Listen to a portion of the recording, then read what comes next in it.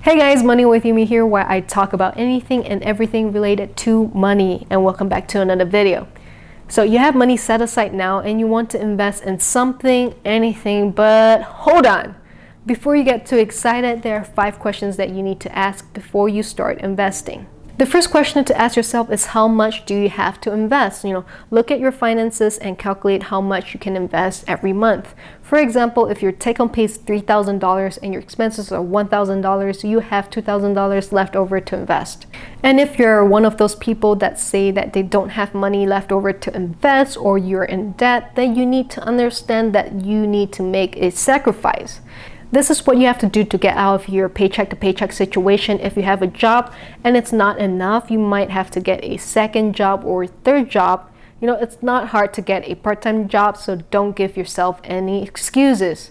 You can also choose to invest in yourself first and improve your skill set so that you can find a job that pays more. Remember that the best thing to invest is in yourself. One of the most important things before you can start investing is you need to manage your finances, and if you don't know how or where to start, you can watch my budgeting video to help you. Link in the description. You need the awareness of where your money is going, and trust me, knowing where every cent of your money is going will change your life. Then ask yourself, what is this investment going to be for? What are your goals for this investment? Is this for your retirement? Is this for you to generate passive income? Are you trying to save for yourself or your children's future? Are you trying to hedge against inflation, or are you trying to make a quick buck? Outlining your investing goals will help you figure out how much you need to invest upfront or add on as regular payments, and every investment is going to be different. An example would be if you're saving for retirement versus saving for a down payment for a house. If you're saving for retirement, you can take more risk and take advantage of dollar cost averaging and compound interest. But if you're saving for a house, you probably want to take the money out of your investment within a few years and want safer investments. And if you don't have a specific goal in mind, don't worry, because starting to invest right now is more important than having a goal, and you can always decide later what goal you want when you realize your profits. I started investing without an end goal in mind. I just simply wanted my money to work for me. Next is to know what is your risk tolerance and personal temperament, and this is what I call the fear factor. Are you the kind that react to every news headline and get freaked out, or are you like level-headed and look solely on numbers? Knowing your threshold would narrow down your investment options. For example, if you want to get the highest returns with the least amount of money and effort, then putting your money towards lottery, 4D, Toto would be a much better option for you. But if you want your money to grow at a steady rate of 7 to 9% without having to do much, then index funds or ETFs would be the better option for you. If you want something with potentially higher returns, you can try stock picking. There are different investments for different risk tolerance, from bonds, index funds, to stocks and cryptocurrencies. The potential for greater returns come with greater risk, and you need to be comfortable with the risk you're taking. In my personal opinion, investing should always be a long-term strategy. Being a day trader is completely different from an investor, and I only invest money I can afford to lose. That way I don't have to touch the money in my investments, and I can just let it grow over time.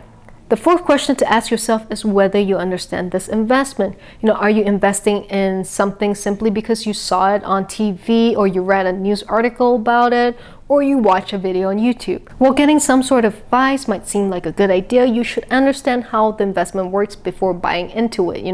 Why are you investing in this company, business, or real estate or commodity, and what is your expected rate of returns? I'm sure you have heard this a zillion times, like buy low, sell high. Like if you're invested in the stock market, you're going to buy in the bear market and sell it in the bull market.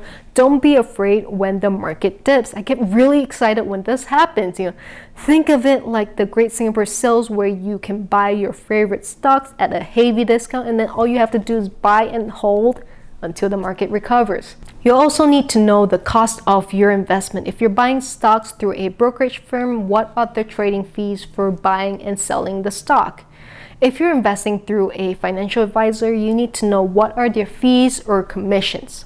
If you're buying real estate, you need to know what are your closing fees when you purchase the property and the selling fees when you sell it. Never invest in anything you don't understand. The best investments are often the simplest, like ETFs or index funds, and many financial advisors and planners would like you to believe otherwise because, if it was this easy, it wouldn't make sense for you to pay them a fee. I have never used one and don't intend to. But the bottom line is, if you don't know how an investment can make you money or lose money, then avoid it until you do. The last question to ask yourself is, how long are you going to be invested for and why, and can you get out easily? When investing, it's always good to have an exit strategy. An example would be if you bought real estate for $1 million and intend to sell when the property value increased 30% to $1.3 million. So you need to ask yourself, what is the expected rate of returns and how long is it going to take for you to reach your target price? You would also need to know how quickly or slowly you can sell an investment and at what cost. This is known as liquidity, and investing in the stock market has more liquidity than if you're invested in real estate. One of the hardest things that you as an investor need to know is when you have to cut your losses short.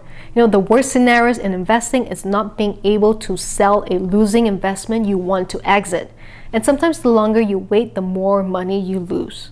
Let me give you an example. If you're invested in some kind of whole life insurance, then getting out of it is going to be a nightmare. Unless you're many years in, you would always almost lose money on this investment and might even have to pay some sort of surrender fee. So before you choose whole life insurance as your investment, you need to know what are the returns on the policy and what are the costs if you surrender your policy early on.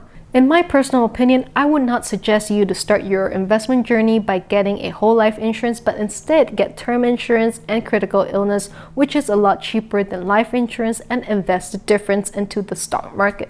With that said, investing can be intimidating and confusing and can take you on a roller coaster ride if you're not prepared. And asking these 5 questions doesn't necessarily mean that you're 100% risk-free, but it can make your investing process less stressful. Knowing yourself and your temperament and your limits will allow you to be a more organized investor who can recognize good opportunities and take advantage of it. People who are very successful, like Warren Buffett, have said that the best thing you can invest is in yourself. And I completely agree, because before I started investing, I bought books on real estate, investing, business, how to read financial statements just to educate myself so I can make more confident moves and be smart about my money and then make my money work for me. So I hope you guys enjoyed this video and got some sort of value from it. Give me a thumbs up by hitting that like button and subscribing to my channel if you haven't already, and ring the bell icon so you get notified whenever I post a new video. And if there's a particular topic you want me to make a video on, please let me know in the comments below. Alright, thank you so much for watching. I really appreciate it. Have an amazing day, and I'll see you again next time.